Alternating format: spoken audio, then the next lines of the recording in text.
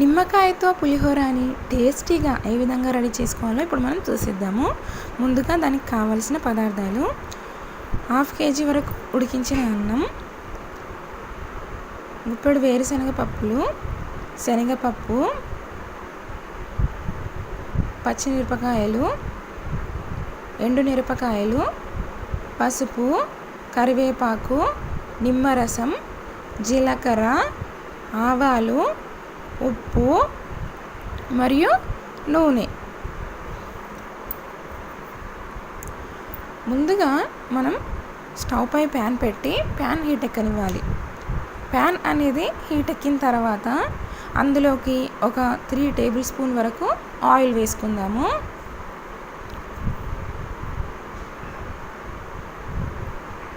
ఈ ఆయిల్ అనేది హీట్ ఎక్కిన తర్వాత దాంట్లోకి గుప్పెడు వేరుశనగ పప్పు అంటే పల్లీలని వేసుకొని కాస్త వరకు వేగనిద్దాము.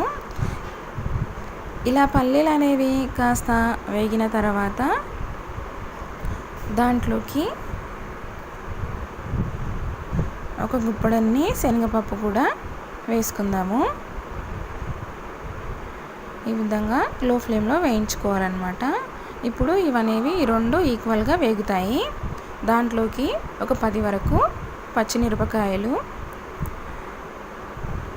ఒక 5 ఎండుమిరపకాయలు వేసుకొని ఇది బాగా వేయించుకుందాము. ఈ పోపు దినుసులు అనేవి బాగా వేగితేనే ఈ పులిహోర అనేది టేస్టీగా వస్తుంది. దీంట్లోకి ఒక టీ స్పూన్ వరకు జీలకర్ర, టీ స్పూన్ ఆవాలు వేద్దాం. ఇంకా దీంట్లోనే కరివేపాకు కూడా ఇప్పుడు మనం వేసుకుందాము. ఈ కరివేపాకు వేసుకోవడం వల్ల ఏంటి అంటే ఈ పులిహోర అనేది బాగా టేస్టీగా కమ్మగా వస్తుంది. ఇంకా అంతేకాకుండా కంటి చూపు కూడా మెరుగుపడుతుంది, జుట్టు కూడా దృఢంగా ఉంటుందన్నమాట. ప్రతిరోజు ఆహారంలో ఈ కరివేపాకుని గనక చేర్చుకున్నట్టయితే ఇప్పుడు మనము ఒక 3/4 టీ స్పూన్ వరకు పసుపు వేసుకొని ఈ తాలింపుని వేగనిద్దాము. ఇలా ఒక 2 నిమిషాల వరకు ఈ తాలింపు అనేది వేగాలన్నమాట. చూడండి, ఇక్కడ తాలింపు అనేది మనకు రెడీ అయిపోయింది.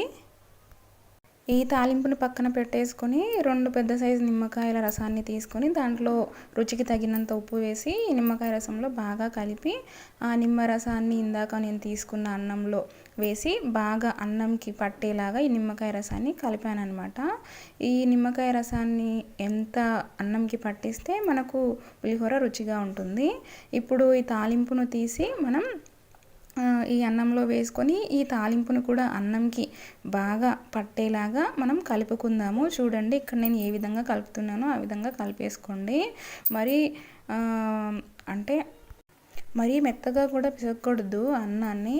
ఇంకోటి ఏంటి అంటే ఈ పులిహోర ప్రిపేర్ చేసేటప్పుడు అన్నం అనేది పొడి పొడిగా ఉండాలి తప్ప మెత్తగా ఇంకా గంజి పట్టి అట్లా ఉండకూడదు. పులిహోర అనేది అస్సలు టేస్ట్ రాదు. అది ఎంత పొల్లుగా ఉంటుందో అన్నము అంత పులిహోర టేస్ట్ అనేది వస్తుంది. ఇక్కడ మనకు పులిహోర అనేది రెడీ అయిపోయింది.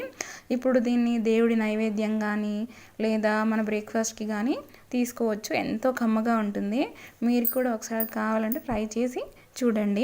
ఈ వీడియో నచ్చినట్టయితే ఖచ్చితంగా లైక్ చేయండి. Thank you.